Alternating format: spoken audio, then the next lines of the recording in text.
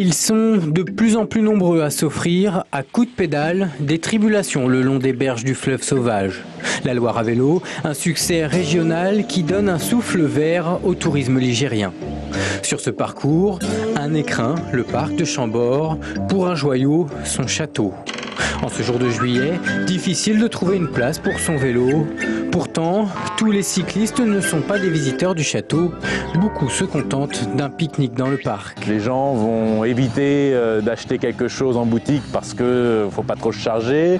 On va avoir aussi peur de laisser son vélo dans des parkings non sécurisés.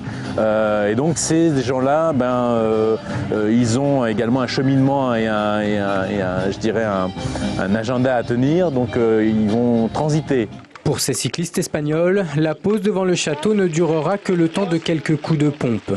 Mais pour ce groupe de Belges partis pour 4 jours de pédalage le long de la Loire, un tour dans l'enceinte du château vaut bien quelques risques. Vous avez confiance de laisser justement les sacoches comme ça? On a décidé de prendre le risque, mais on la trouverait quand même mauvaise de s'être fait dévaliser. Donc je pense que s'il y avait moyen de sécuriser davantage les parkings à vélo, ce serait une très bonne chose.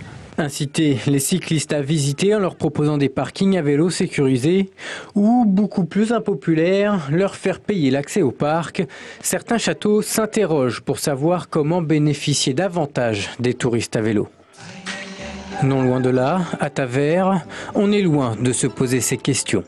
Au Clos de Pompierre, voilà 17 ans que Patricia et Pierre tiennent une maison d'hôtes où affluent continuellement des touristes, parmi lesquels une part croissante de cyclistes. J'ai des Allemands qui arrivent, qui font la Loire à vélo. Et il faut dire qu'après une journée à pédaler, ils ont un sacré atout. C'est quelque chose qu'ils apprécient, la piscine Quand ils le voient, ils ne demandent même pas, hein, c'est tout juste s'ils sont pas... avant de prendre la chambre dans la piscine, quoi.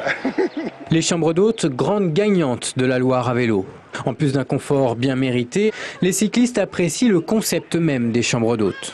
Ils vont se sentir plus à l'aise, plus détendus, plus familiales, plus conviviales. Des vacances conviviales, sportives et garanties en découverte.